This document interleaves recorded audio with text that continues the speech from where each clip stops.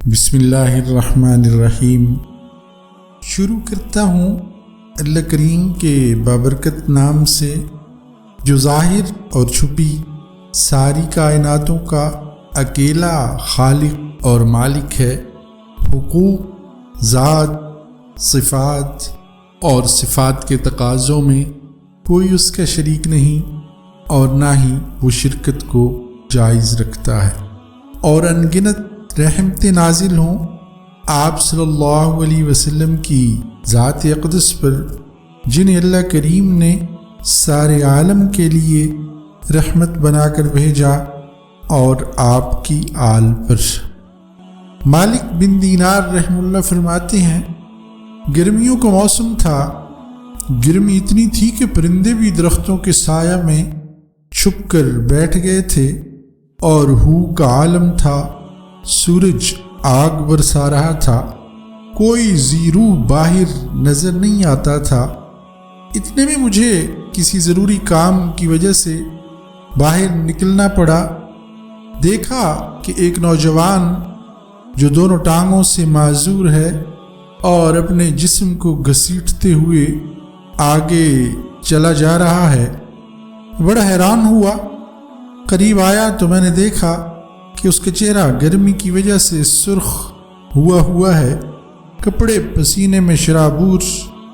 میں نے سلام کیا، اس نے جواب دیا، تعارف ہوا، پوچھا کہاں جا رہے ہو؟ اس نے جواب دیا میں حج کے لیے جا رہا ہوں۔ میں نے کہا کہ دیکھو تم میرے گھر کے اندر تھوڑی دیر آرام کر لو، جب گرمی ذرا کم ہوگی تو پھر چلے جانا۔ کہنے لگا، مالک آپ تو پاؤں سے چلتے ہیں، سفر جلدی طے ہوتا ہے، میں جسم کو گھسیٹ کر چلتا ہوں، مجھے وقت زیادہ لگتا ہے۔ مجھے ڈر ہے کہ ایسا نہ ہو کہ سفر لمبا ہے، وقت زیادہ لگ جائے اور حج کے ایام نکل نہ جائے، اس لیے میں راستے میں رک نہیں سکتا۔ میں نے کہا، اللہ کے بندے رک جاؤ، ہم سواری کا بندوبست کر دیتے ہیں، بجائے پیدل جانے کے سواری پر سوار ہو کر چلے جاؤ۔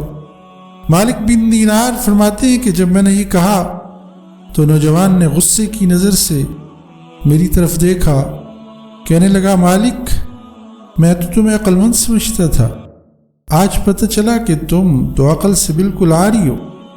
میں نے کہا کیسے؟ کہا تم بتاؤ، اگر کسی غلام نے اپنے مالک کا جرم کیا ہو، نافرمانی کی ہو، اور پھر سوچے کہ میں اپنے مالک کو منانے کے لیے جاؤں، کیا اس غلام کو سوار ہو کے جانا اچھا لگتا ہے یا اس کے لیے پیدل جانا مناسب ہے؟ اپنے مالک کی خدمت میں عجز و انکساری کے ساتھ پیش ہونا اچھا لگتا ہے یا یوں کروفر اور تمطراق سے جانا؟ مالک بن دینار فرماتے ہیں، مجھے اس کی بات نے حیران کر دیا۔ خیر وہ چلا گیا، میں بھی بھول گیا۔ مالک فرماتے میں نے بھی اسی سال حج کیا، جمرات کو کنکریاں مار کے واپس لوٹا تو دیکھا کہ ایک جگہ مجمع لگا ہوا ہے، لوگ اکٹھے ہیں۔ میں نے پوچھا کیا ہے؟ تو جواب دیا گیا کہ ایک نوجوان اللہ سے دعائیں مانگ رہا ہے، اور اس کی دعائیں ایسی عشق اور محبت میں ڈوبی ہوئی ہیں کہ لوگ کھڑے سن رہے ہیں۔ میں نے کہا مجھے بھی ذرا دیکھنے دو۔ مجھے راستہ دیا گیا، دیکھا تو وہی نوجوان دعائیں کر رہا تھا اور کہہ رہا تھا، اے اللہ تیری مہربانیاں شامل حال ہوئیں، میں نے تیرے گھر کا طواف کیا، حجر اسود کو بوسہ دیا، مقام ابراہیم پہ سجدے کیے، غلاف کعبہ کو پکڑ کر دعائیں مانگی، وقوف عرفات میں تیرے خاص لطف سے حاضر ہوا، مزدلفہ میں حاضری لگائی، شیطان کو کنکریاں ماری، اپنی دشمنی اور نفرت کا اظہار کیا۔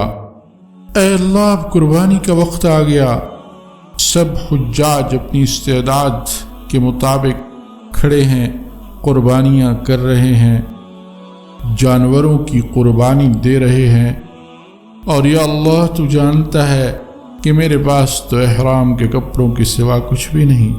اے اللہ آج میں اپنی جان آپ کے نام پر قربان کرنا چاہتا ہوں، اے میرے اللہ میری اس قربانی کو قبول کیجیے۔